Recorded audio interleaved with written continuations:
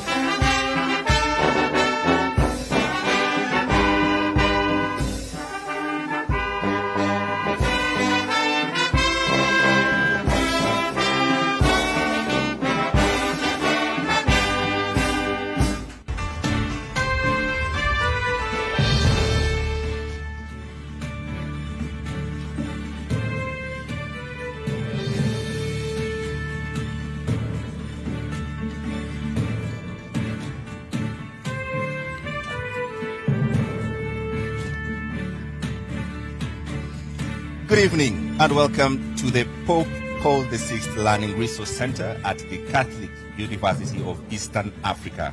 My name is James Smart of NTV. And I am Sophia Wanuna of KTN News. Welcome to the second and last of two debates between the running mates of the four presidential candidates cleared to run for president in the forthcoming election.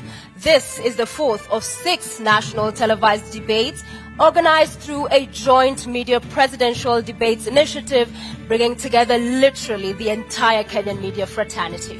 The candidates participating in the debates have agreed to the rules and guidelines requiring them to conduct themselves with utmost decorum, address each other with respect, and extend honor to viewers watching this debate live across all Kenya's broadcast media platforms. Indeed, and the candidates in the debate have also agreed to adhere to the allocated time. Each candidate has 2 minutes to make an opening statement, 2 minutes to answer a question, and 60 seconds for a rebuttal. The topics have carefully been selected after a thorough assessment of the state of our nation and the sentiments of the regular Kenyan voters in various parts of this country. In line with the debate rules and the best practices, the questions we shall ask have not been shared with any of the campaign teams. Neither were they discussed or formulated in conjunction with anyone. The questions are entirely our own. And an invited audience here, seated in the auditorium, has also agreed to the debate rules. They have been fully briefed that cheers, jeers, or any other form of noise is not permitted during the debate. We have to make the exception now as we request the audience to help us warmly welcome Honorable Martha Karua and Honorable Rigathi Gachagua to the stage.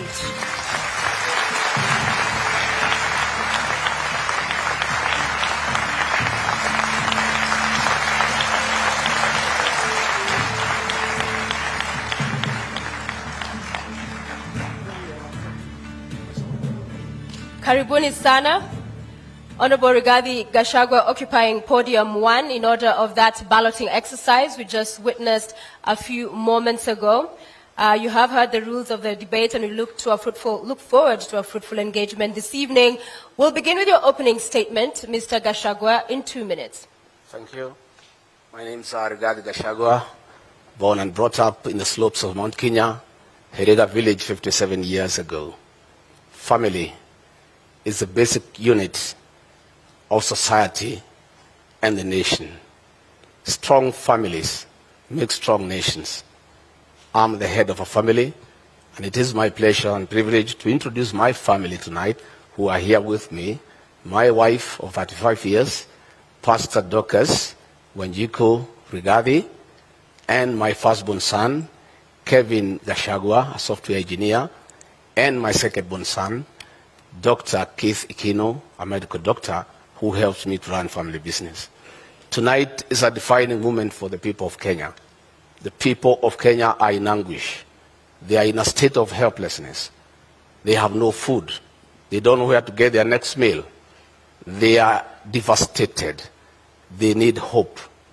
Tonight, I'll present the Kenya Kwanza plan on how we intend to turn around the economy of this country, put people where they belong, restore their dignity, put money in their pocket, and allow them to enjoy their dignity. I look forward to a very objective debate, no trivialities, issues, issues, issues, so that the people of Kenya have an opportunity to interrogate what we plan to do for them. Thank you very much. Thank you, Mr. Gachagua. Madam Martha Karua, karibu, now your 2 minutes for your opening statement.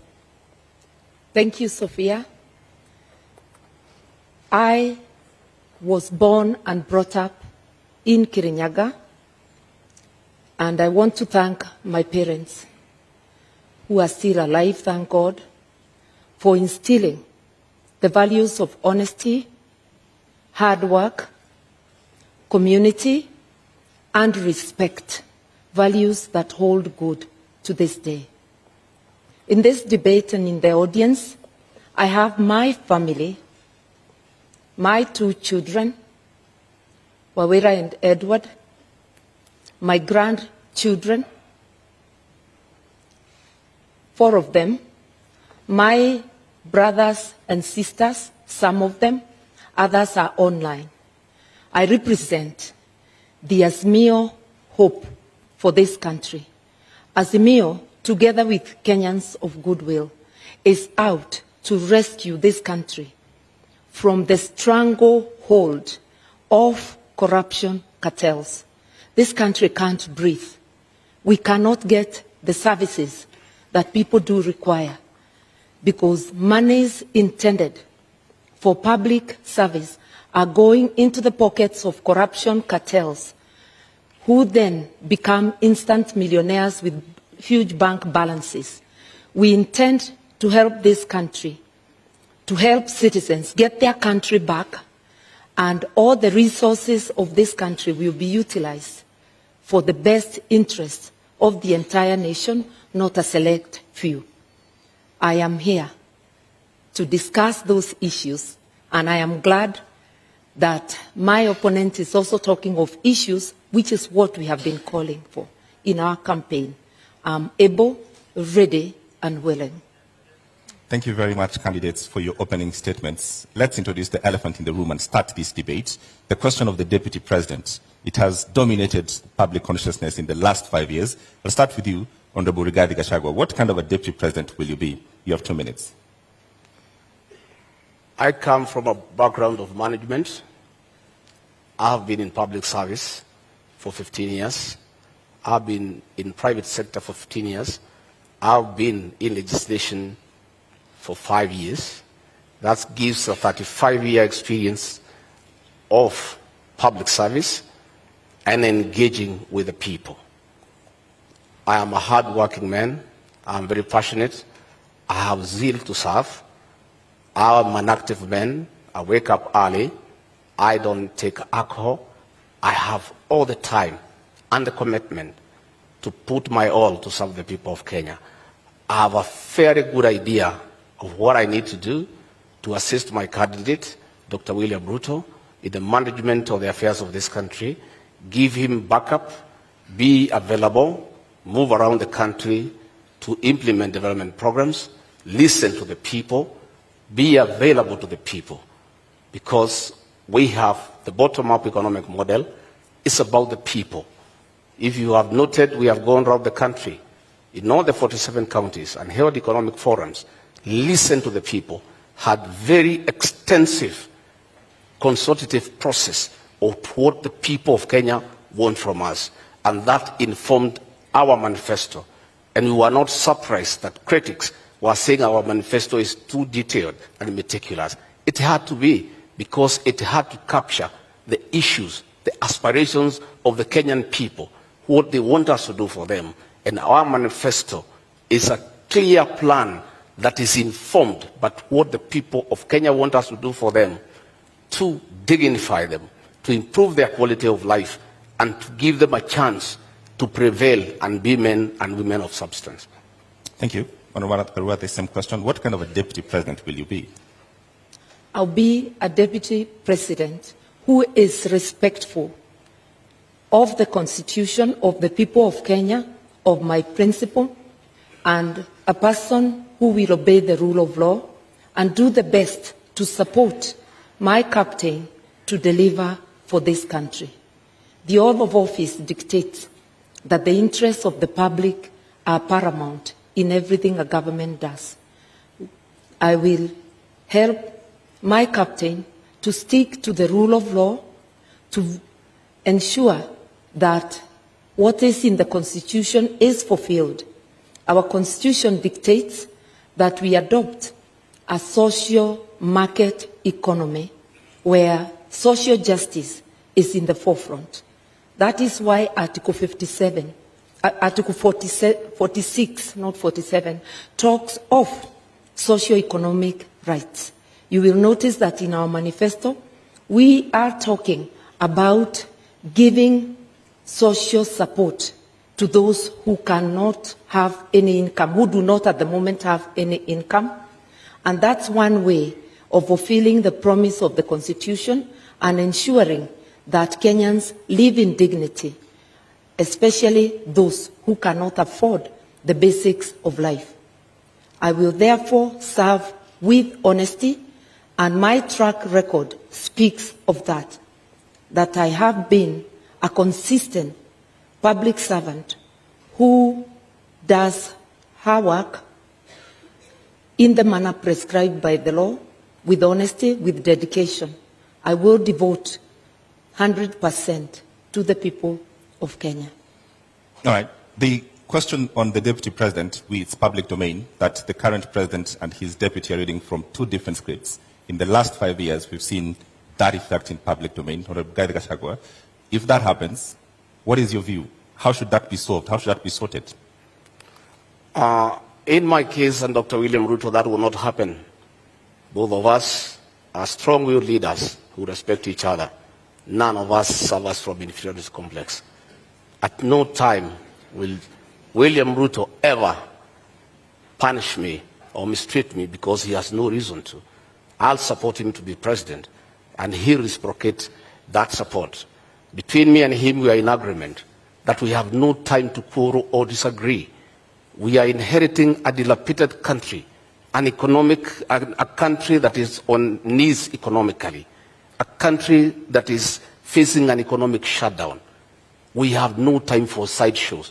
We have no time for personal differences. We have no time for inferiority complex and competition that is unnecessary. We have a job to do. We are inheriting a 9 trillion debt. We are inheriting 6 million young people who have no jobs.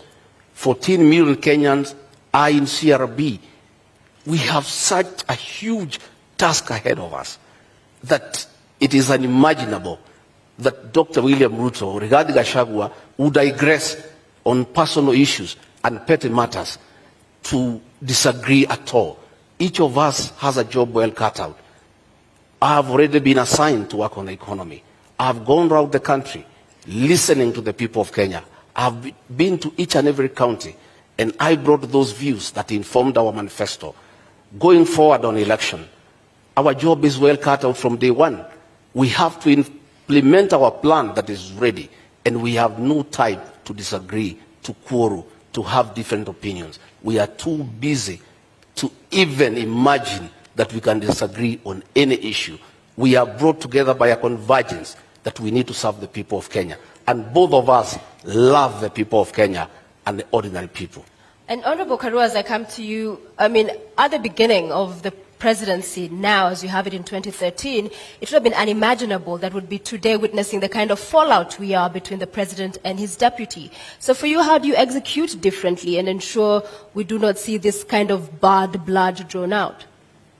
I think even when people have differences, because it is not possible for human beings to always think alike.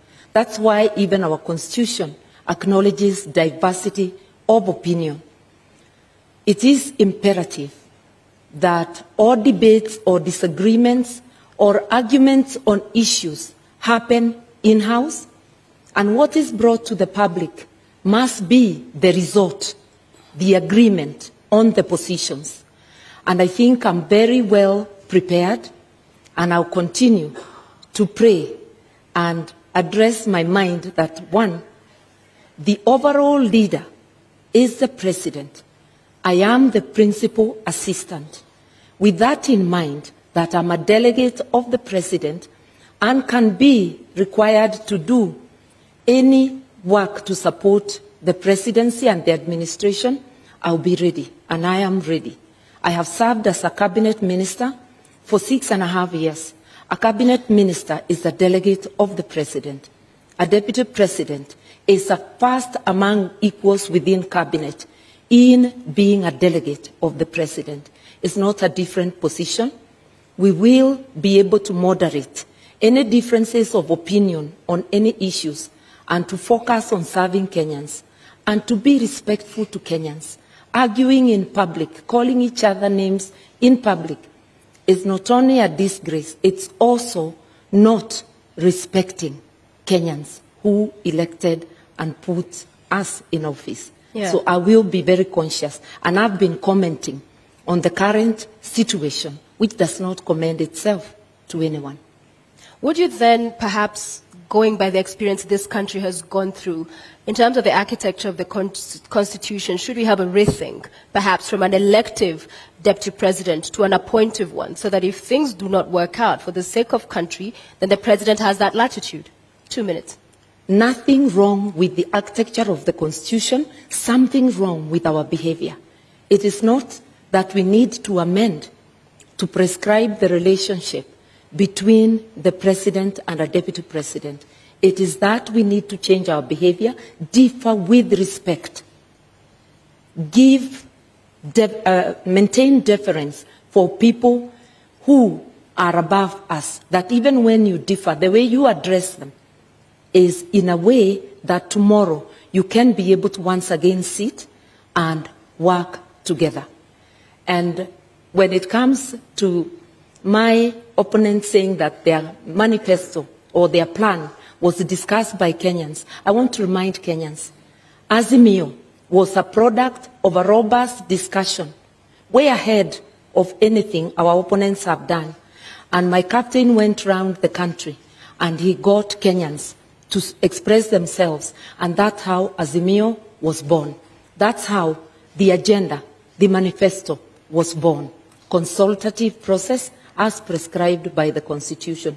We intend to continue with consultations, even in governance, because public participation is deeply embedded in the Constitution, which my principal and I fought so hard to put in place.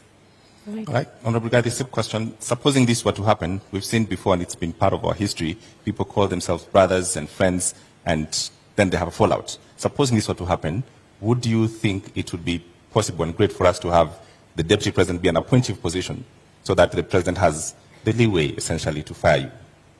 That is a hypothesis. I like to look at life from a positive perspective. I always look at a glass as half full, not half empty.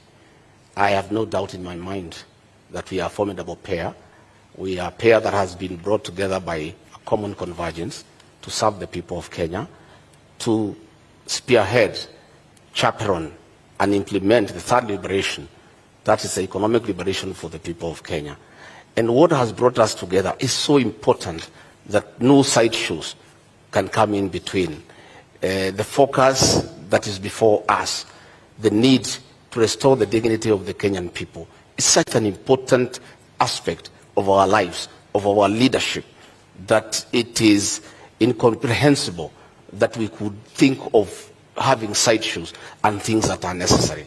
And by the way, the situation between President Uhuru Kenyatta and William Ruto has not been brought because of ideological differences. It has been brought because of inferiority complex. Right. People must allow strong leaders to prevail. And you shouldn't have a problem when your deputy is strong and sharp and focused. You should just be able to accommodate him and use that as a strength to serve the people of Kenya. Had President Uhuru Kenyatta, in a second term, allowed William Ruto to help him manage the affairs of this country, we will not be where we are today, where Kenyans have no food, where unga is at 250 shillings, that they have to run around to look for a package to try to deal with it to save this election on their part. If he had allowed Dr. William Ruto to help him like in the first term, all the stored projects will be going on. He should have used the strength of William Ruto and harness it and use it to augment his leadership and to strengthen it for the benefit of the people of Kenya. However, Honorable Rigathi, just quickly to follow up on that, we have seen Martha Karua in 2009, it was, resign after they disagreed with the president as a minister. You saw the former deputy governor Nairobi, when they could not work with the governor, again resign. So isn't it on principle that those who push for, if it doesn't work out? I don't think it is honorable to be a quitter. I think you must fight from within and pursue what you intended to do. When the Nairobi deputy governor quit, he left a vacuum in Nairobi, and that allowed President Uhuru Kenyatta to bring the military into the city. You know, because if he was there, the mess in Nairobi will not be. You cannot be a quitter. You must fight on. My sister, Mother Karua, quit President Mwai Kibaki's government when Kibaki needed him, when Kibaki was in trouble, when Raila Odinga was making life impossible for him. Mwai Kibaki needed Mother Karua. And at a time when Mother Karua needed to assist Mwai Kibaki, she quit. Mwai Kibaki is and has been the gentleman of Kenyan's politics, an amiable old man, a good man, a respectable man, a man who was listening to everybody. Any leader who could not work with Mwai Kibaki, I have serious doubt that leader can work with anybody else.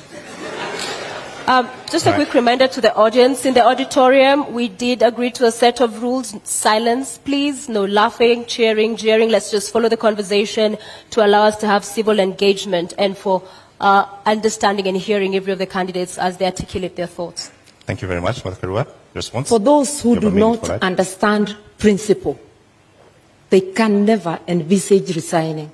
But I do think it is dishonest to continue to take public salary, to take the privilege and all that goes with office when you know you can no longer deliver, either because of differences or because of other things. I respectively withdrew myself by resignation from Mwai Kibaki's government in a respectful manner, no name calling, such that we were able to continue when we meet to sit down and talk. I don't think the same can be said of Mr. Gachagua's principle. Entertaining disagreement outside government and publicly is disruptive. No wonder the government in which Mr. Gachagua's principle serves is unable to fight corruption because it's pulling in two different directions. That is why we have a paralysis today. Honorable Martha Karua, the question on just what happens if you disagree with your principle and if your principle should have the right to essentially let you go, should we relook at that? I think the way the Constitution is, you disagree in-house, you resolve it. I do not think there is anything that cannot be resolved unless if it's something that is unconstitutional, that is being demanded of me. I will remember the oath, my oath under the Constitution, that there are things, if they are outrightly illegal, I certainly cannot be party to. But happily, my principle is a believer in the rule of law and constitutionalism. And he is also a man who views everything through the lens of social justice. That is why we have a dignity package for those who cannot afford meals on their table. That is why we have Babacare to rescue Kenyans from lack of access to medical services. If you look at our agenda, you will see that this is an agenda that talks of the socio-economic rights of Kenyans, an inclusive agenda that has every Kenyan, whether poor or rich, as demanded by our Constitution. So I cannot stand here and honestly say that we shall have the same position on all things. That never happened, not even in Mwai Kibaki's government. But in 6.5 years which I served, I never publicly berated the government that I served or the president that I served. I just said my hands were tied and I withdrew. My principle differed with Mwai Kibaki, but all he said to the public is that I was not consulted. How they went back room and resolved, we never know. We only know they came out with a unanimous decision. That is what people who have respect for the public do. People who have respect for their offices do. But holding an office while not serving is dishonesty. Honorable Gachagua, the same question, I realized didn't respond the last time. Should this position of Deputy President be an appointive position? No. In fact, the framers of the Constitution were very clear that a Deputy President needed to enjoy mandate directly from the people. Why Azimio cannot push William Ruto to resign is because William Ruto is not an appointee of President Uhuru Kenyatta. He is elected by the people of Kenya. If it was the previous constitution, William Ruto would have been sacked a long time ago and the president Gideon Moi. And that was the plan. The plan was to provoke him, intimidate him, humiliate him, persecute him and his friends and his allies so that he could quit government and allow President Uhuru Kenyatta to appoint somebody from a family that they share the same issues and the same values. But because William Ruto was elected, he was able to hold on to his position. And he continued serving the people of Kenya when he was assigned duties by the president. The duty he has been allocated all the time without failure is to welcome the president and the Nyayo National Stadium. And he has done it in style because that is the duty he has been allocated. He has gone ahead to chair IBEC because that one the president cannot deny him. It is there in the PMF Act. There's nothing the president would have done. But the president chose not to allocate him duties. And the president has been crying that since he did not allocate him duties, his government has come to a halt. And nothing is going on. But he made a bed, he must lie on it. If you decide to chase your deputy away, a man who works hard, a man who knows what he's doing, and replace him with your friends, and then the country comes to a halt, you cannot go ahead crying that you have nobody to help you. He made that decision for his own reason. He wanted to push Ruto out, but Dr. Ruto stayed on because he enjoys a mandate from the people of Kenya. All right, Honorable Gachagua, Honorable Karua, I want us to move to the next topic this evening, leadership and integrity, fitness to hold office. I will begin with you, Honorable Karua, and in 2013, when you vied for presidency, you said, I do not share any values with the Prime Minister, then Raila Odinga, nor do I share his politics. Both he and the late Kibaki have been unable to root out corruption within their ranks. What has changed now that you're deputizing him? Indeed, the coalition government was unable to root out corruption in the second half. And I said so publicly many times. Raila Odinga was a presidential candidate in 2013. I too was a presidential candidate. My statement that they were unable to fight corruption did not indicate they are the ones individually perpetuating corruption. It meant there was corruption in government which they failed to act on. I believe that a combined ticket of Raila Odinga, Martha Karua will do the best to fight corruption. I resigned on principle because one of the things I felt let down on is the failure to tackle issues of graft. Raila was a prime minister, a co-principal, the late President Kibaki was the first among equals as the president. Whatever dynamics, I do not know of. But it is recalled that shortly after that election, I worked with Raila. Na Kenya and I were friends of NASA, not NASA, of CORD. And we worked together until 2017 when I decided to run for governor and supported Jubilee. We have been able to work together, have a history of working together in our 30 years of being in active politics, and I know that his policies align with mine, I did mention that we both view our actions through the lens of social justice. And that is what has drawn me to work with him. Just a quick 1 minute, I will add you on your time that when you said I do not share any values, you've addressed the issue of corruption and graft, but you do not share any values and even agree on his brand of politics. What do you say to that? Because values, this is... As of that time, I felt I did not share anything with him. And remember, we were candidates. There is no way you will praise the other candidate. But I can assure you that it is not because I thought he personally was responsible for any wrongdoing, nor did I feel that President Kibaki was personally responsible. But there were rogues within government they failed to act on. And I felt my hands were tied in the performance of my duties. And therefore, as I campaigned for myself, I actually was saying, look, you've been unable to fight corruption, just like the Jubilee administration under President Uhuru Kenyatta and Dr. William Ruto. And they are still in government together up to now. And we saw Dr. Ruto attending cabinet a week ago. They've been unable to fight corruption. You can't hold one side of government and say the good one is mine and the bad one belongs to the other person. That's doublespeak. Honorable Gachagua, just a moment. I think Honorable Mother needs to come through to the people of Kenya on being consistent. Honorable Mother is on record saying that Raila Odinga and President Uhuru Kenyatta should retire together. Not a long time ago. She seems to have changed her mind that they shouldn't retire together.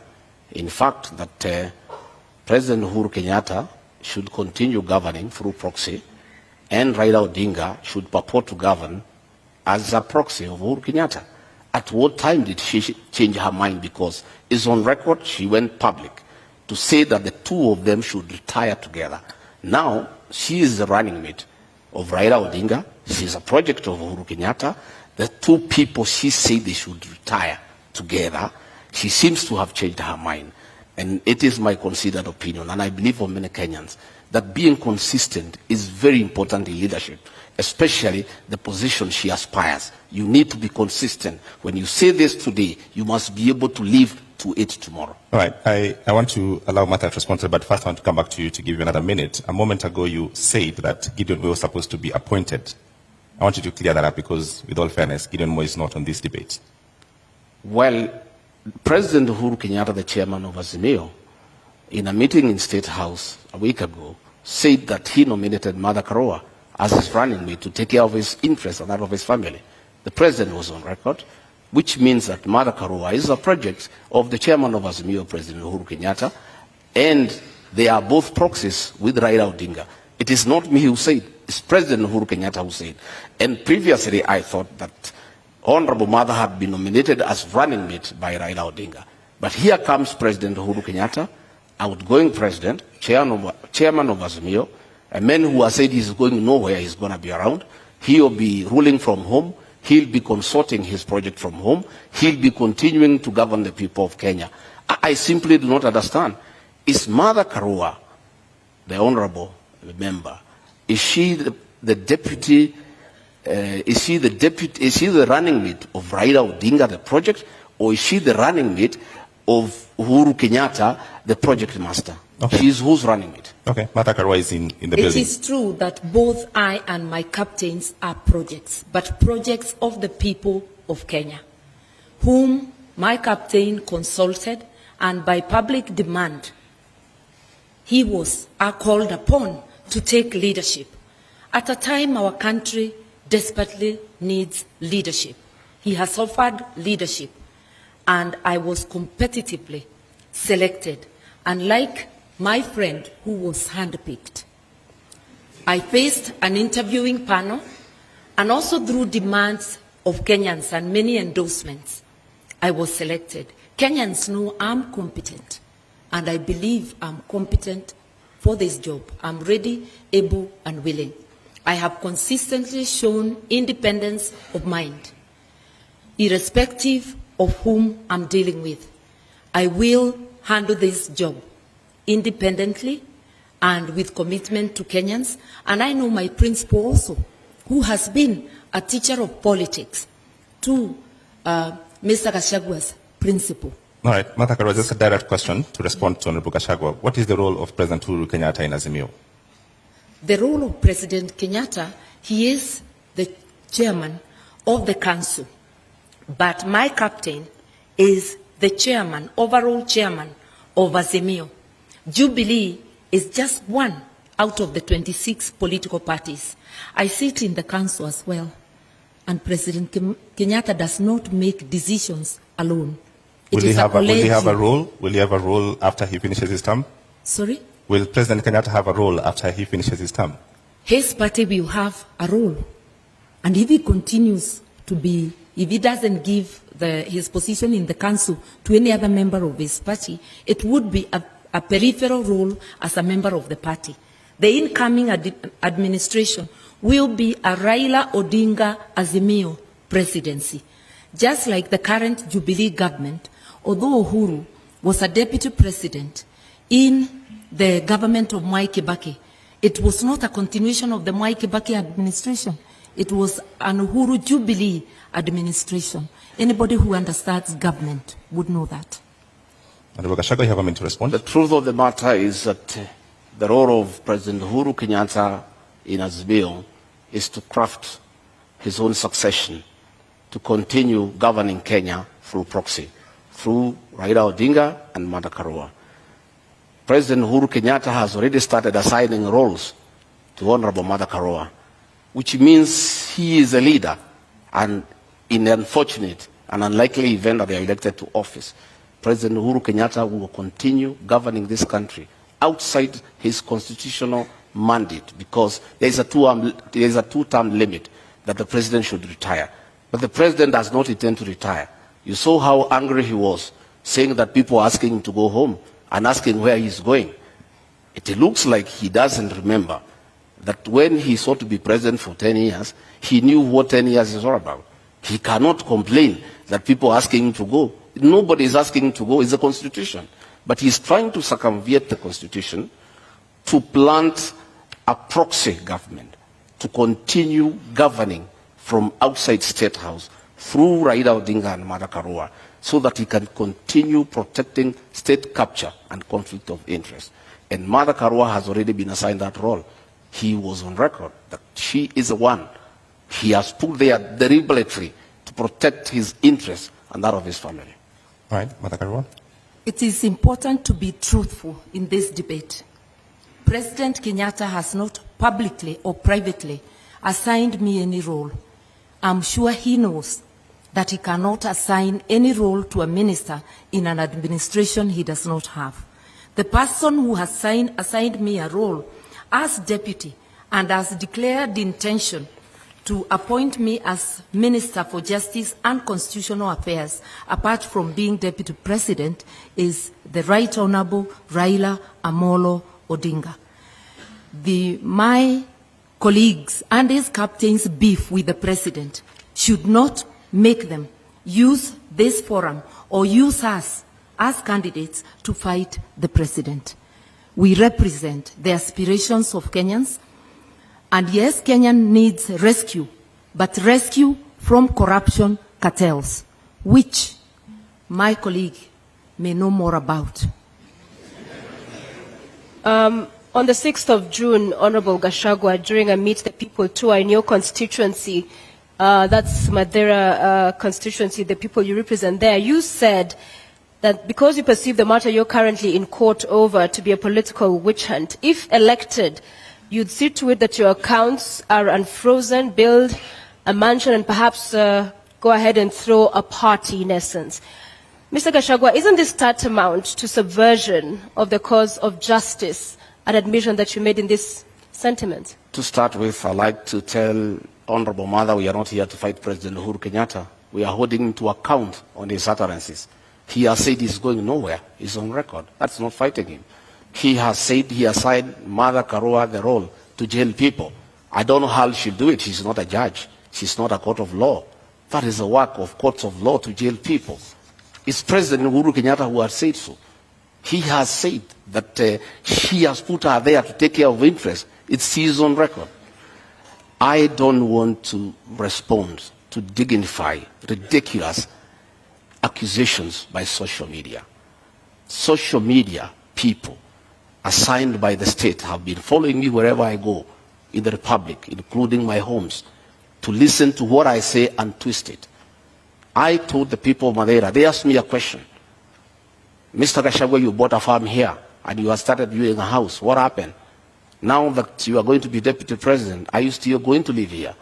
I told them I stopped building the house because the state froze my accounts to intimidate me and to blackmail me to support the handshake. And that money is frozen. And I cannot use it. That is why the construction of a house stopped in this area. When the due process takes place and the courts will deliver justice to Rigathi Gachagua one day, and my accounts are frozen, I assured the people of that area that I'll come and complete that house and live with them. And I'll take time to allow them to come and visit me. They asked me a secondary question. As deputy president, will you allow us to come and sit with you? I said, yes. I'm a junior elder in this community. I'll have time to sit with my fellow men over food, over a drink, and we share in the African way. I say the women in this area will come and sit with Mama Gachagua and have kesha, because my wife is a pastor and she likes doing kesha. And the women wanted to know, will they be allowed to come to the home of the deputy president to have kesha with Mrs. Gachagua? I confirmed yes. I'll be deputy president, but I'm still the same old guy who hangs around here. A very generous person who spends all his time with the people. All right, Mr. Gachagua, you have a national audience. What is the source of the money that was frozen? Because that is the context. Pardon? What is the source of this money that was frozen? I have said many times that I'm a victim of blackmail by President Uhuru Kenyatta, whom I served as personal assistant. President Uhuru Kenyatta wanted me to abandon William Ruto and join him in fighting him, and I said no, because he didn't give me a good reason. And he blackmailed me. He sent Nancy Getawe, his advisor, to threaten me that if I don't abandon William Ruto and join him, I'll face the music from the state. Honorable And Gachagua, one problem started after another. They froze my accounts, KRI froze all my companies, then they arrested me on trumped-up charges for 1.5 years, no evidence in court, nothing. I'm a victim of blackmail and persecution by Uhuru Kenyatta using the state criminal justice system to manage politics and deal with those who don't agree with you. Honorable Gachagua, with all due respect, you have not answered my question. What is the source of the money that was... The money that I have is well documented. I am an astute businessman. This is money that I made during the reign of Mwai Kibaki when the economy was thriving. I made over 200 million and invested in an account. And that account has been running for the last 8 years. And nobody has ever asked me a question. In 2013, when I supported Uhuru Kenyatta, I still had the money. In 2017, when I supported him, I still had the money in my personal account. This is money I have accounted for. It's clean money. I am a good businessman. And in the fullness of time, I'll be vindicated. All right, Mata Karua. I was really hoping that my colleague would explain to us how an individual finds 5 billion shillings in their accounts. But I hope one day Kenyans will be able to know money that was transferred to his accounts in the last 10 years of the Jubilee administration. But that's for him to account. I believe as leaders, we have to be accountable. That is why there's declaration of wealth, so that as you enter office, people can know how much you are worth, and as you exit, or in the middle, they can monitor and see how you are progressing, whether it is from your salary, and if it's from business, it has to be a business that can be ascertained. I think we really need to come clean, because if you cannot account for your wealth, you cannot be a good steward of the money of the people of Kenya. So this is a question to both of you. You've brought up the subject of wealth declaration. Yeah. What are you worth, Honorable Karua? I think about just about 150 million, and that is because The 56 million I had declared in 2013 has appreciated because of the inflation. I haven't had any new properties, but I'm a person many may not understand. I'm not thirsty for land. I'm not thirsty for worldly goods. I'm happy to have a house I call home. I'm happy to have a house in my father's land. I do not look for property. Not everybody is hungry to amass. I'm hungry to do something to help my country to transform the lives of the people. Right. So if you're looking for Martha Karua to be a billionaire, no, I am not hungry for billions. Honorable Gachagua, My how much account are did you worth? not receive 5 billion. That is propaganda. I have 200 million. That is the money that is held. 200 million, 64 million. I worked in the Ministry of Lands and Settlement. 10 million, I worked in Kenya Power. 33 million, I worked in the Ministry of Livestock. Another 46 million, I worked in another organization called Patek. Up to 200 million, that is all the money. But when you set policemen to investigate, they don't understand accounts. When you save money in a fixed deposit, it leaves your personal account into a suspense account. A normal policeman looking at it, movement in and out 4 times a year of 200 million, he thinks you have 800 million within that year. So when he multiplies by 7 years, he says you have 12.4 billion. That is the folly of the kind of investigations we are having in this country. I don't have billions. I have 203 million into that account. And that is part of my wealth. I'm worth 800 million minus the 200 they are holding, another 600. So just a quick follow-up on that, Honorable Rigathi, because the charges you are facing are as a result of trading with county governments. What's your position on public officers doing business with government, whether at the national level or at the county level? By the time I've done all my businesses, I was not a public servant. I was a private individual. I have no conflict of interest. I was a businessman. I applied for tenders and competed, open tenders and won, and did construction business and did supplies, and nobody is complaining. Today, those charges against me, no evidence in court, nobody is willing to record a statement. Clean business. And I never traded with institutions because I was not part of any government. But this That is when is your business brother... I did in 2011. I did in 2012. You know? When they said that my brother was governor, my brother became governor in 2013.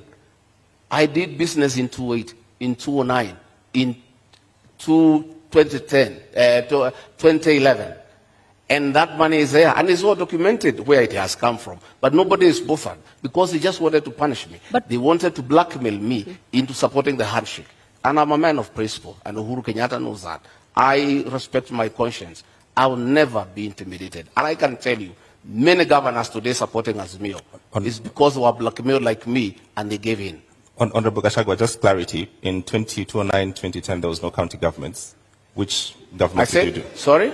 There was no county government in 2009. I'm saying I made money in 2010, in 2009.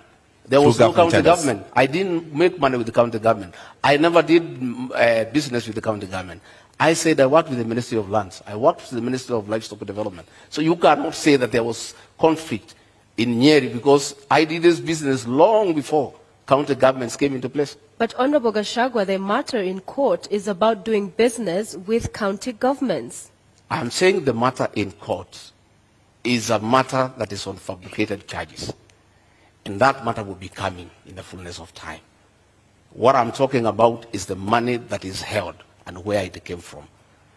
As to the allegations as a matter before court, there is nothing. It's absolute lies. There is nothing. And in the fullness of time. And that is why, even after sending 200 policemen to arrest me in Nyeri and drag me naked in front of my wife, in front of my workers, drive me to Nairobi, lock me for 4 days, 1.5 years later, not a shred of evidence, nothing. That is why the case has not taken off.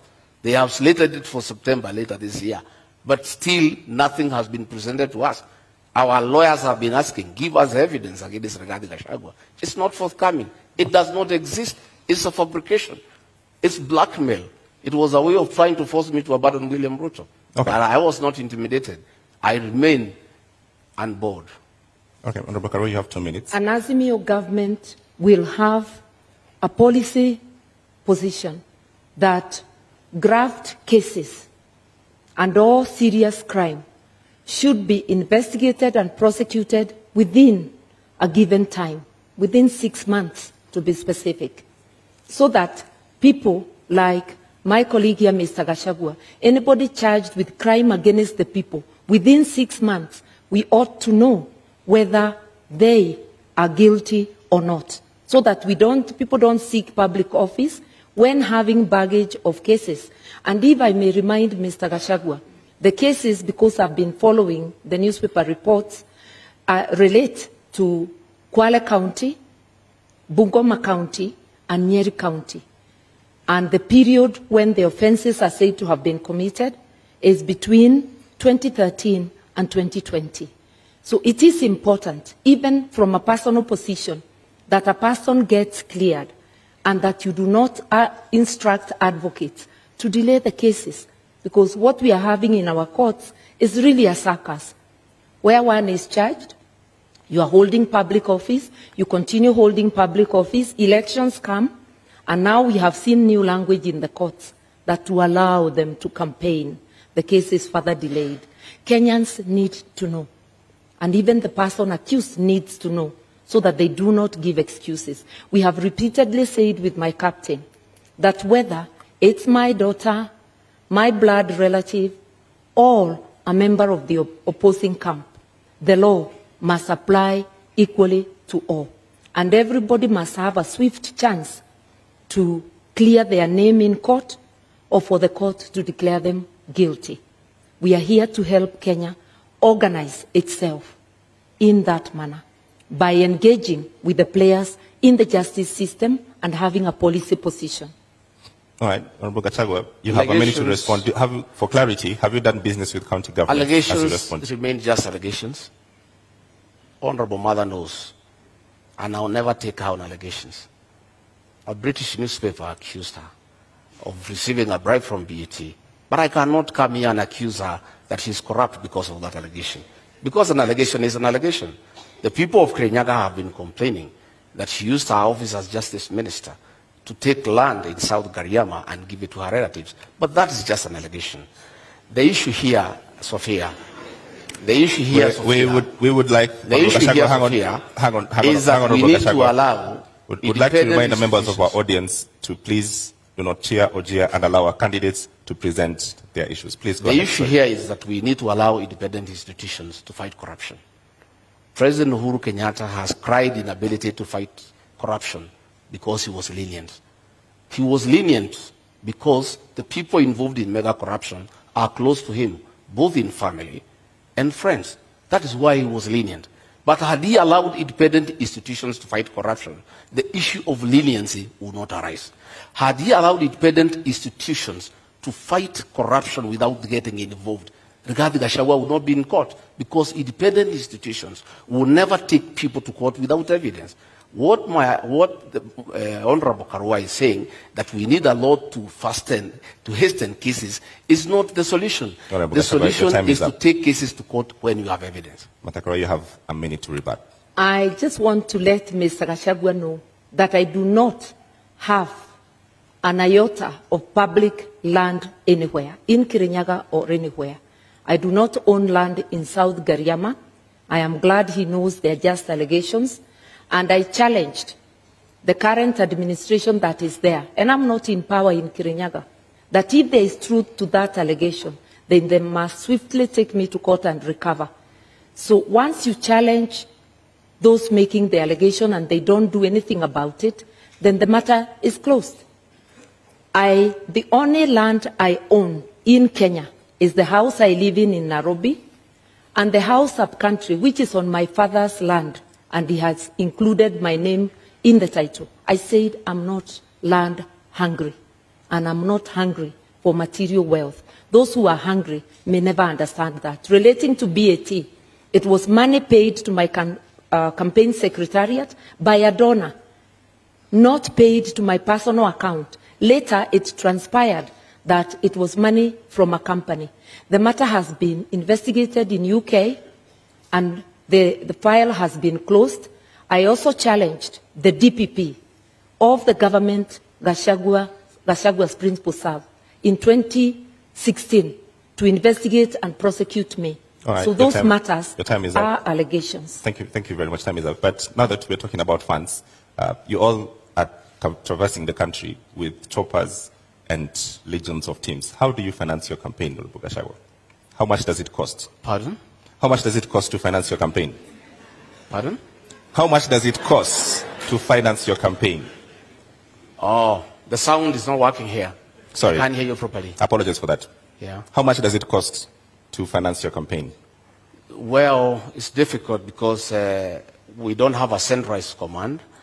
Our campaign, we are raising funds from people, and mostly is in materials, is in donations in terms of choppers, in terms of vehicles, in terms of fuel, in terms of personnel. And really, what you need in terms of cash is not much.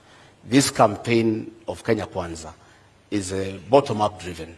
A lot of hustlers have taken time to give their all in terms of time, in terms of materials, in terms of support in kind. There isn't much about cash. So it's very difficult at this stage to quantify and say, this is the amount that we are going to use for this campaign. What I know is that in the next 1 week or so, we'll now be talking about real figures because we have to mobilize agents, we have to mobilize vehicles, we have to get people to protect the vote. Those people need to be given allowances. That is when now we will come to the cost of the real campaign. All right, Martha Karua, the same question. How do you finance your campaign? Through public donations in cash and kind. We had a fundraiser just the other Friday, but the donations are a continuous process. The Azimio campaign secretariat is keeping tab. My personal campaign organization, the New Dawn Trust, is also keeping tab of all donations coming to me.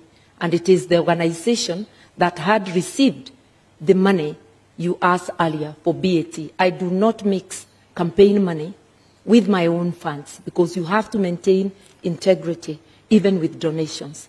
We have choppers donated. There is a chopper I personally use, which is a donation from a kind corporate friend.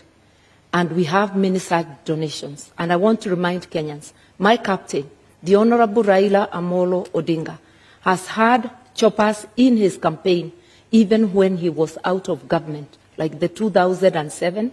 I think they flashed more choppers than the PNU side I was in that could have. He is a man known for his capability to mobilize resources, both human and financial, for campaign. And I'm very lucky to be his running mate.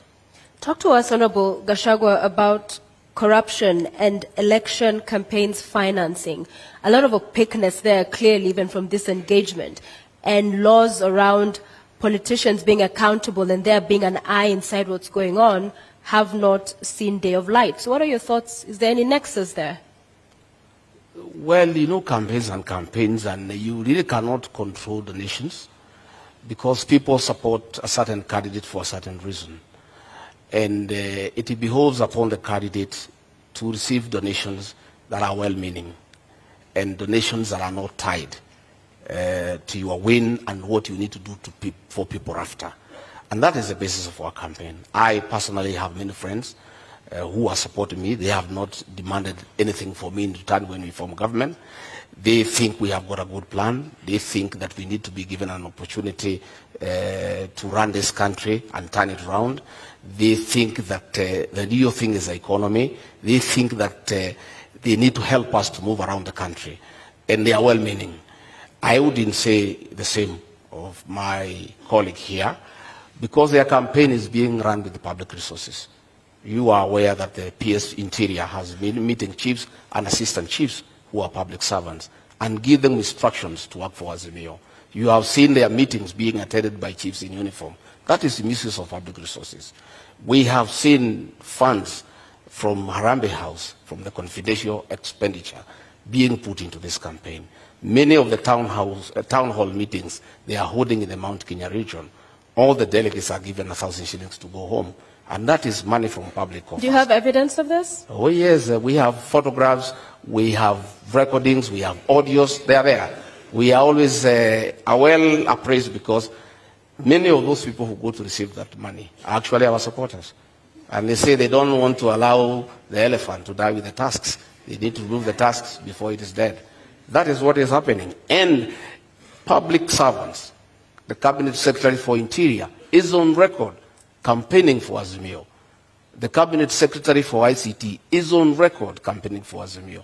These are public officials. They are public, they are paid with public money, but they are campaigning. That is misuse of public resources.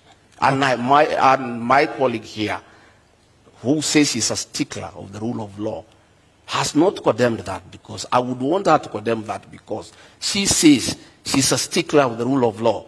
And if she finds public resources are being used to propel her to office, she should be bold enough to say that is wrong. She should speak out against the misuse of chiefs and assistant chiefs by the PS Interior to campaign for her and her boss.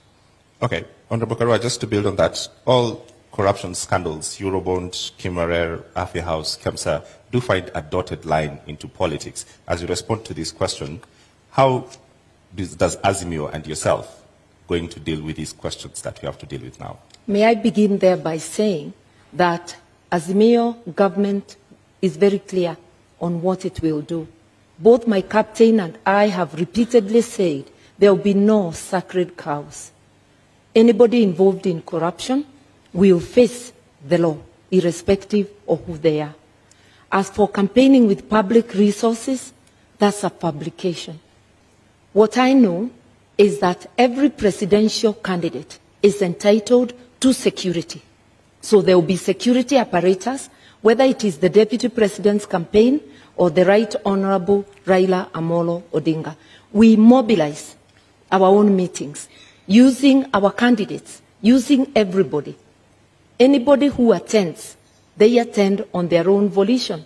Yes, there are some cabinet secretaries who have attended our meetings, but they have sometimes attended as a by the way. When they attend deliberately, it's of their own volition, and it's not because we need them to mobilize. Let nobody forget that there is no political operator who can mobilize more than the Right Honorable Raila Amolo Odinga. I also personally do not need help to mobilize. I've been in this game for 30 years. When Mr. Gachagua was still a DO, I was in politics. All right. You have a response to that? 1 minute rebuttal? Well, I have no rejoinder for that. My request is that it's about time we move to the real issues that the people of this country need to know. What is our plan? We have talked many issues, and that is a good thing. But the people of Kenya need to know, what does Rigathi Gachagua and William Ruto have for them? I'm hoping that debate will come around tonight, because it's important. Because many Kenyans are glued to the screens. They are waiting to hear. They want to know about health. They want to know about education. The public service wants to know about their issues. The police service wants to know about their issues. There are many people waiting. And I think, I am guessing, they must be getting information. Honorable Gachagua, we are getting to that. And corruption is a big issue in this country, where public resources... Corruption must be fought. And the real corruption is state capture and conflict of interest. What is state capture? State capture is where the people in power compete with citizens for scarce resources, where the people in power use their position to advantage themselves to get business unfairly, where people in power allocate resources to projects where they have an interest. I have an example. In the year 20, I want to tell you what is state capture and conflict of interest. This is Gazette Notice Legal number 1112, dated 26 June 2019. In the exercise of powers conferred by Section 106 of the Stamp Duty Act, the Cabinet Secretary of the National Treasury and Planning, on the recommendation of the Cabinet Secretary for Lands and Physical Planning, directs that the instruments executed in respect of the transactions relating to the merger of NIC, PLC, and Commercial Bank of Africa shall be exempt from the provisions of the Act. By a single signature, these two companies owned by the first family were exempted from paying 350 million. These are rich banks who have made money from domestic borrowing. They have lent money to government. They are in Fuliza. The owners are the richest people in Kenya. They were exempted from paying 350 million. Money that can put up 35 level 3 hospitals in Kenya. That is conflict of interest and state capture. That is chronic corruption. It's worse than the corruption associated with public procurement. And that is what we must deal with. Okay. We must deal with state capture. We must deal with conflict of interest. There is a railway line between Nairobi and Nyanyuki that was put up at a cost of 3.8 billion. That railway line serves one company that supplies fuel to Nyanyuki. All right, Honorable Gachagua, thank you very much for this. Unfortunately, I cannot authenticate No, this it's important. document. You asked me what the state capture. I'm giving you time, but I cannot authenticate the document that you've just read right now. So Yeah. I've seen in your manifesto that you would put a commission to Yes. investigate these bribes. Would you go after the first family? We will not go after anybody. We'll go after all those who are in state capture and conflict of interest. Who are they? But what are you saying? That will come out in the commission. I'm saying there will be a commission because the real corruption that we need to deal with, not what Honorable Mother is talking about, is state capture and conflict of interest, where the people in power have used their offices to usurp public resources to their advantage and to the disadvantage of the rest of Kenyans. You are aware that the milk industry has been monopolized by state capture and conflict of interest, where the owners of that monopoly decide how much to buy from the farmers and how much to sell to the consumers. So, Honorable. And extort the For people of Kenya. That is state capture. for the Kenyans who are watching, Yeah. at the center of government Yes. is President Uhuru Kenyatta. Yes. Are you going to go after President Uhuru Kenyatta finishes his term? I have said we are not talking about individuals. We'll deal with state capture and conflict of interest. Anybody But who you is are involved in state talking capture and about- conflict of interest You are talking will be about held to account. the first family, sir. So grab the bull by its horns. Don't perhaps cut around the issue. You are talking about the first family. So in essence, you are saying you will go after them. Isn't that I am saying this is state capture. I've given you an example. You will feel for yourself what needs to happen. all right? And I am saying that is what we need to deal with. You know, state capture. And that is why the president will say he is lenient.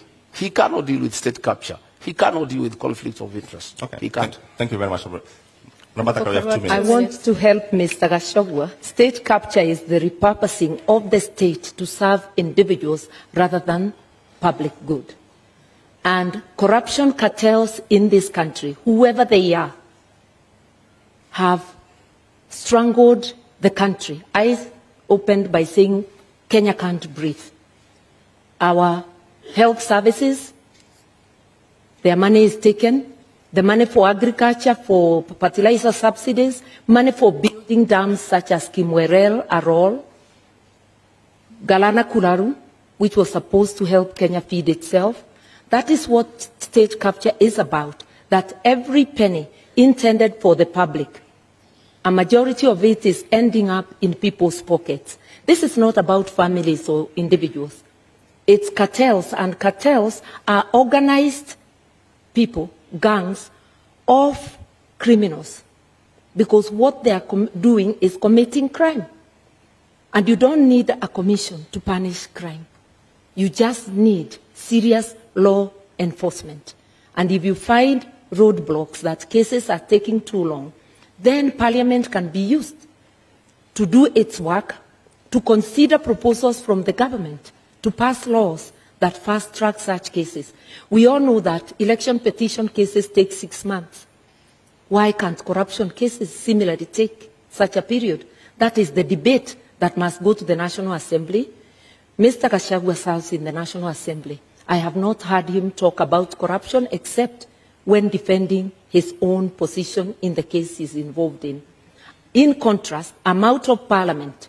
I've been vocal, whether it's KEMSA, whether it's any other corruption. And I've also been vocal in upholding the rule of law, and reminded my brother President Kenyatta that he cannot serve beyond his term, a position he holds at this moment, that he is going home. So, Honorable Karua, do you agree then that there's state capture in Kenya? And secondly, what do you make of their proposal to form a commission of inquiry into the same in Kenya if elected? That just expresses their reluctance to fight corruption. In fact, Mr. Gachagua's principle is captured on tape in an interview in this country, saying that corruption, he doesn't think corruption can stop a nation from developing.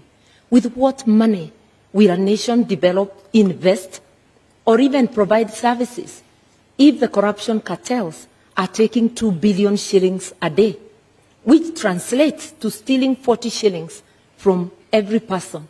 In an average household of 6 people, that's 240 shillings, 2 packets of unga at the discounted price of 100. Kenyans need to understand. They're hungry, they're without medical service, without fees for their children, and without free education, because corruption cartels are strangling the nation. That's why we can't breathe. Once we understand that, then we will vote for people with a track record, like Azimio, people with the will to fight corruption, people who are prepared to confront the monster and to apply the law evenly, irrespective of who is mentioned. So do you believe we have state capture in Kenya? There is state capture, yes, by corruption cartels, organized criminal gangs who plunder our resources daily. 2 billion shillings a day, which is authenticated by the Auditor General, translates to 765 billion shillings. The amount of money we need for the social support is just 144 billion. The rest can be used to pay debt, to do other things. We intend to seal all those loopholes so that Kenyans can have advantage of their resources. Honorable Karua, the names of every corruption scandal, Kimwarer, Kamsa, Eurobond, they're all government officials. Yes. How do you deal with that? That is where the state capture is coming. If you look at them, it's not about families, it's about individuals who choose. Because I keep saying no mother has baptized their children the name corruption. It's a behavior an individual deliberately chooses. And state capture can even become a tool during elections, where empty promises are given to entice Kenyans to further surrender their sovereignty to corruption cartels. I'm urging Kenyans to look at the track record of each of the formations that are seeking the presidency of this country. I am confident that a reasonable look at the candidates present, as Kenyans will commend themselves to vote for Azimio. And Azimio will do the jobs, not because we are perfect, but because we have the best track record, and we do try and have tried before and done good work for Kenyans. All right, Gachagua, you have 2 minutes. I don't know. I don't know whether the Honorable Mother has taken time in their meetings with the chairman of Azimio to ask him. He said he's in charge of this country. He knows everything that goes on. Then he went ahead to say that 2 billion shillings is stolen daily. I don't know whether in her meetings with the chairman of Azimio, she has tried to find out from him who steals this 2 billion and why he has done nothing about it. In terms of fighting corruption, our manifesto is very clear. Our plan is sound and is in accordance with the Constitution. Our plan is to allow independent institutions that fight corruption to be really and truly independent by giving them that freedom and giving them resources and financial autonomy so that they receive instructions from nobody. On assuming government, we shall appoint the Inspector General of Police as the accounting officer of the National Police Service so that himself and the DCI have independence to do what they need to do on fighting crime and corruption without having to take instructions from anybody. Because you know, this, it is said, he who pays a piper calls the tune. Why the Inspector General of Police and the DCI cannot fight corruption and crime. Why they cannot operate the way the Constitution spells out is because they are controlled from Harambee House, because that is where their money is. We shall give them financial autonomy. We shall operationalize the judiciary fund to allow our judges and magistrates to operate with financial autonomy so that they are free to do what they want to do, so that they can fast-track cases without having to look back. And of course, you know, President William Ruto, the new president of Kenya, God willing, we appoint the judges that were nominated by the Judicial Service Commission so that they can serve the people of Kenya. Right. Honorable Karua, do you agree that lack of independence in these institutions is the problem Kenyans are facing in the criminal justice system? The Constitution gives all these institutions independence. And independence and autonomy should not be confused with accountability.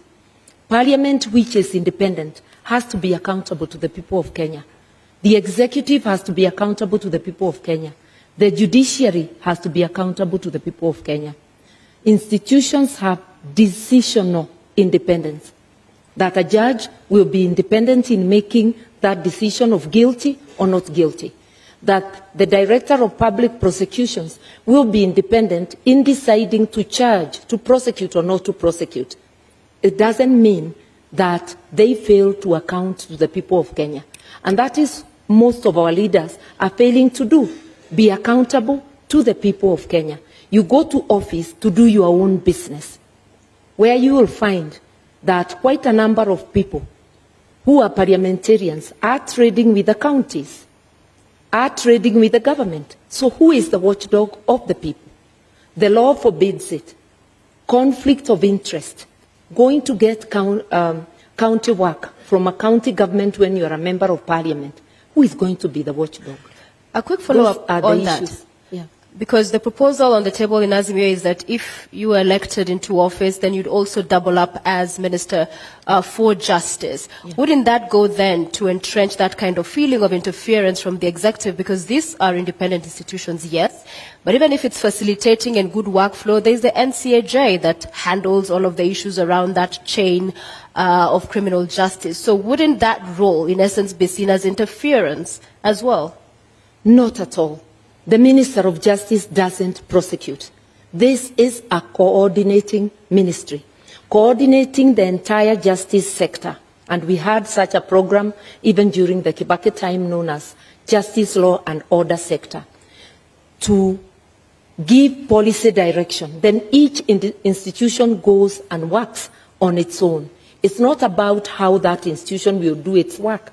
It's to understand together the difficulties, the roadblocks along the justice sector, so as to make proposals for legislation and for policy to Parliament. Remember that policy and legislation are passed by Parliament.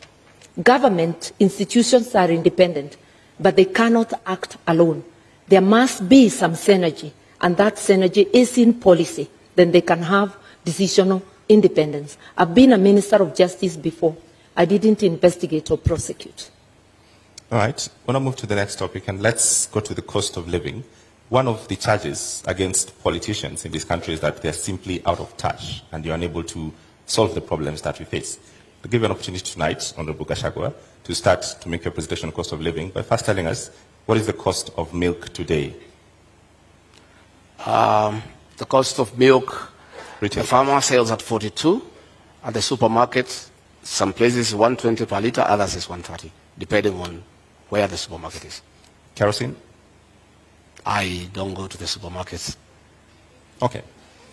What is your presentation tonight on dealing with the cost of living, knowing very well that... I want to say, I'm happy now we are where we need to be. Audience, please maintain silence. And for the record, issues with what we've been talking about throughout, these issues impact on how we fund the projects and all of these other subsidies we'll be talking about. So there's no non-issue tonight. What I'm saying is that I'm happy that we are discussing the high cost of living, the inability of Kenyans to buy food, because a mistake was made maliciously to deny farmers fertilizer subsidy, and as a result, there was low production, and because of the law of demand and supply, you cannot afford a packet of unga. A packet of unga is 250 shillings.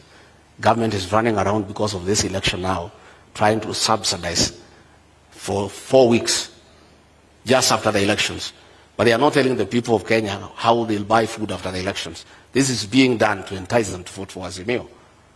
If government had done the right thing and supplemented farmers with inputs and fertilizer, they would have increased their production.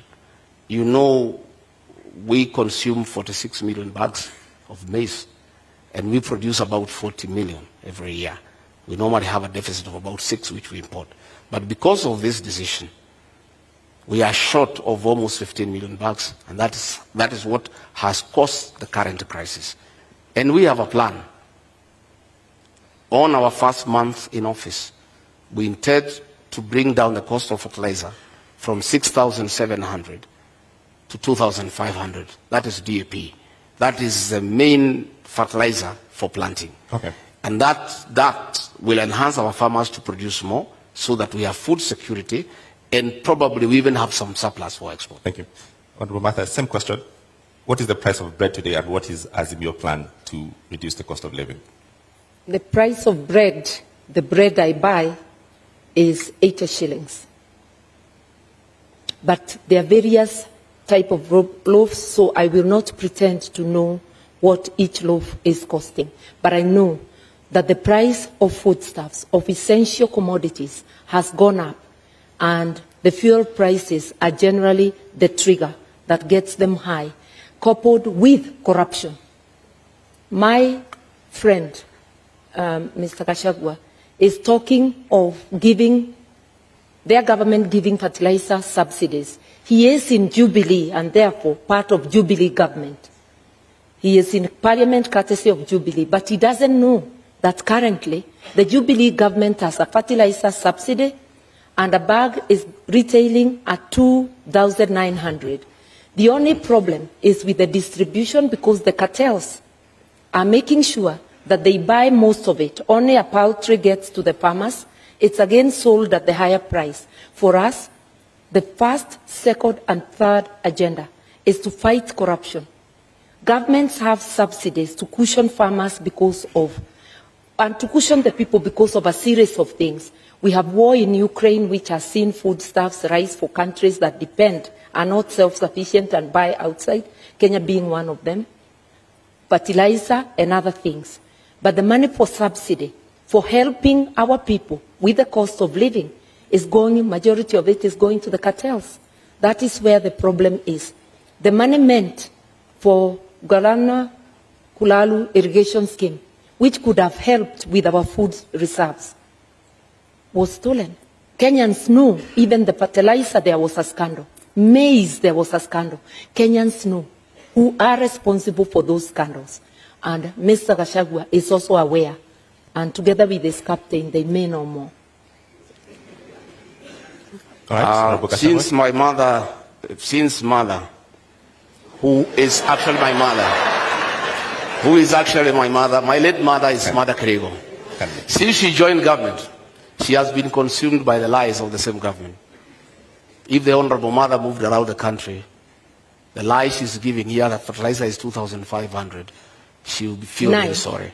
If she went round to Kemunye, her hometown in Gachagua, the cost of DAP is 6,700. The cost of CAN is 5,900. The cost of 17 is 5,800. The cost of 20 is 5,900. And the cost of urea is 7,200. That was just a lie by the Minister for Agriculture. There is no fertilizer that is available for 2,500. You can walk around to any shopping center, including our hometown. These are the costs of fertilizer. And I want to say, let us stop deceit and lying to the people of Kenya on national television. When my sister here, Mother, tells the people, farmers, that fertilizer is 2,500, they start having very serious doubts about her credibility as a future deputy president. Because if she can come here on national television and give prices that are not true when people are suffering, when people cannot buy fertilizer, her credibility is put into question. A quick I've 1 minute indicated rebuttal. that the subsidized fertilizer, he's correct, is not available at every retail shop, but it's available at the stores of the national, at the depots of National Cereals and Produce Board. It is a project of the Ministry of Agriculture. I've heard the minister talking about it, and I know of farmers who have accessed it, but I know, and I have stated, it's riddled with corruption, and it's not getting to the people. The honorable thing Mr. Gachagua could do, when you are not aware, you just say you are not aware. You just don't dismiss things as lies when they are happening. The problem with Kenya, money meant to cushion farmers, to cushion consumers, is going to corruption cartels. That is a big problem, and which, as the Mayo government, will rescue Kenyans from. All right, I'm going to give you all 1 minute each to talk to first 100 days on how you'll deal with the cost of living. I'm aware 100% there's no fertilizer anywhere for 2,500. I'm a bottom-up man. I move around this country. It's simply not available. In the first 100 days, we want to do several things. One, bring the cost of food down, bring down the cost of living, bring fertilizer subsidies from 6,700 to 2,500. How will you do that, sir? We'll provide funds for that. These funds that are being proposed now for bringing the packet of unga down for 2 kg is what is supposed to go to fertilizer so that we have a long-term solution. The other one is not sustainable. It's a short-term thing for the elections. We have a plan to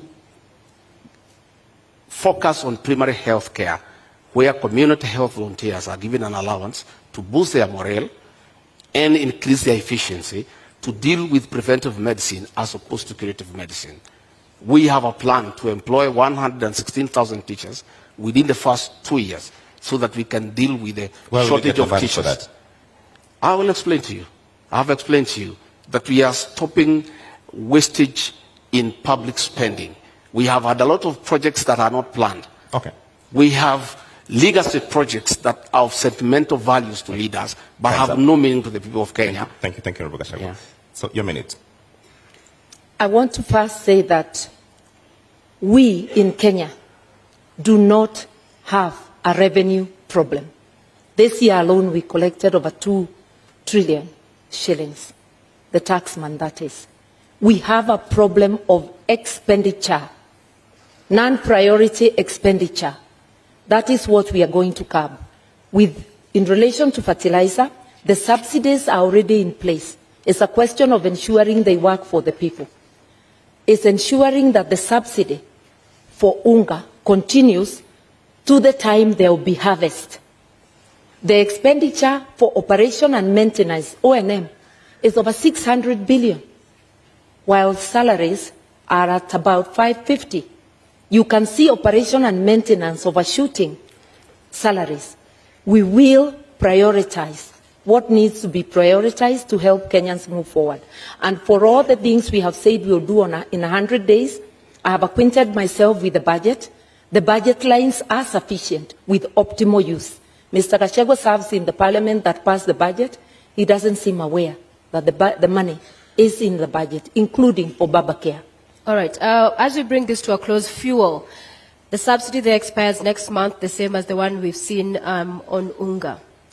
We'll give you a minute each because Kenya Kwanza, you are proposing to set up a legal framework to ring-fence the fuel stabilization fund. IMF, World Bank says stabilization funds are inefficient and regressive. Azimio, on the other hand, you're talking about reviewing the taxes and levies on petroleum products. So different positions here. So 100 days you come into office and there's all of this mess going on and the cost of living continues to be up. In 1 minute, what is unique about this legal framework that you will do with the stabilization fund that hasn't happened so far? We have money available in the budget.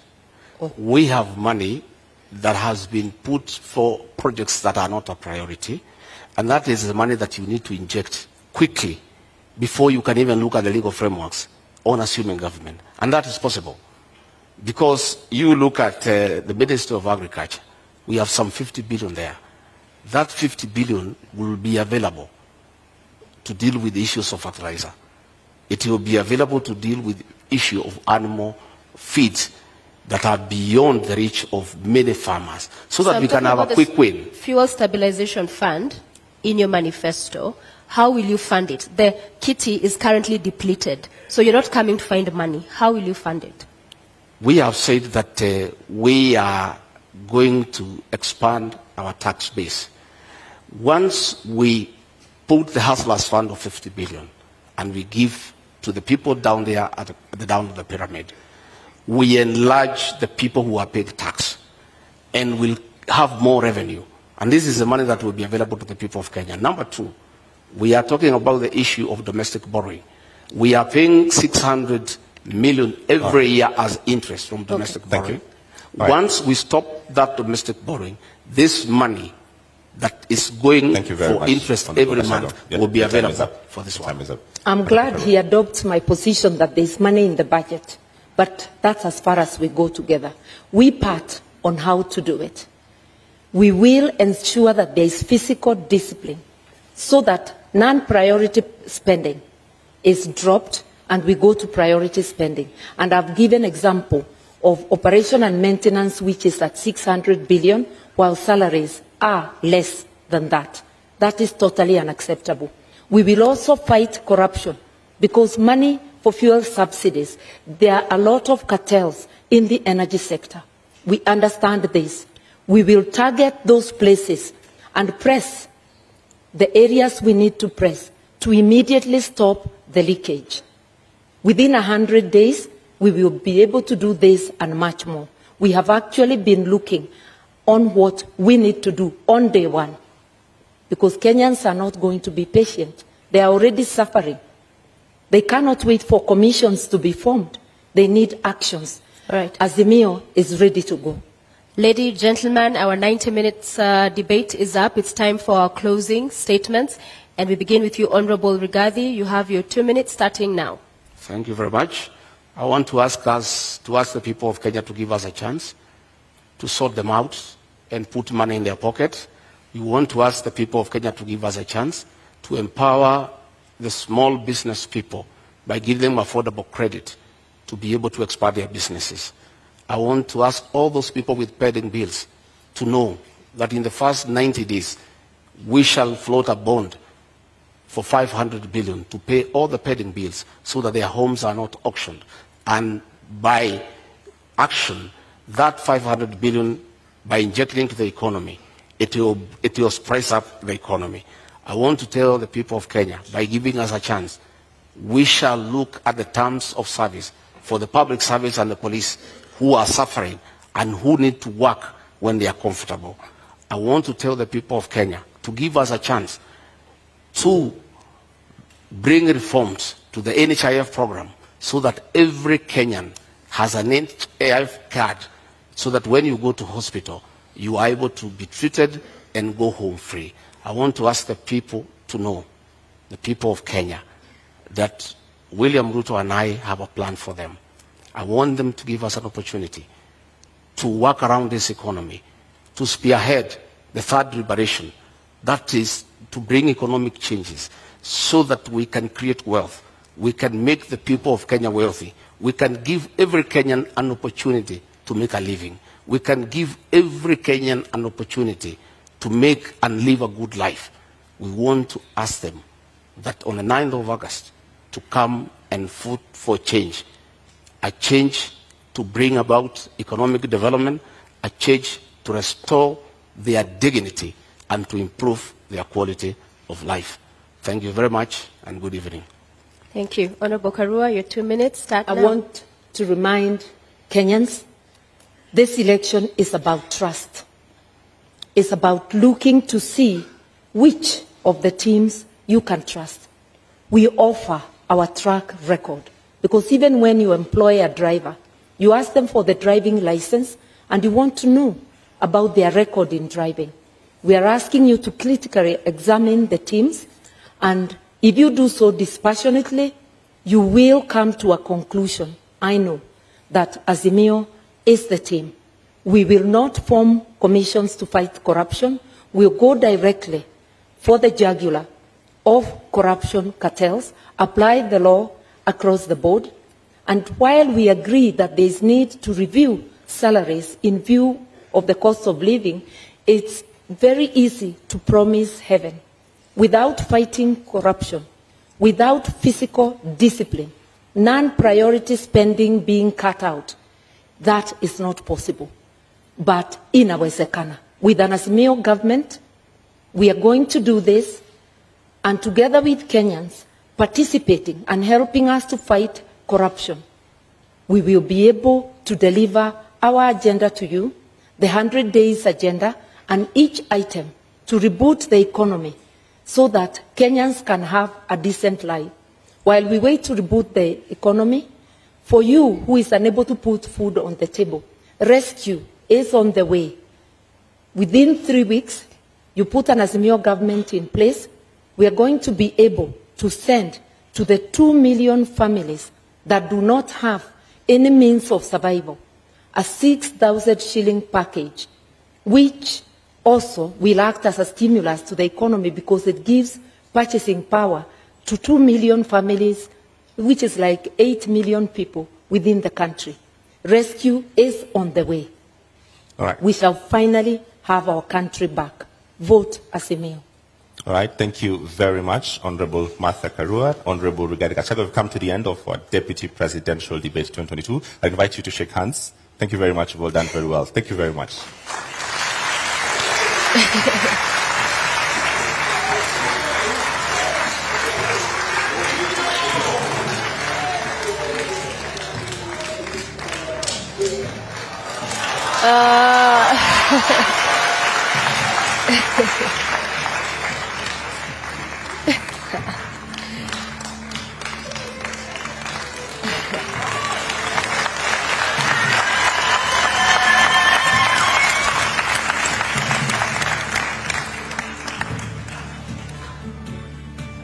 Ladies and gentlemen in the audience and our viewers following this at home, we have come to the end of our debate this evening, and our appreciation to Honorable Martha Karua of the Azimio la Umoja One Kenya Party Coalition, as well as Rigathi Gachagua of the United Democratic Alliance, UDA, for honoring voters with the duty of agreeing to attend this public televised debate. We thank you.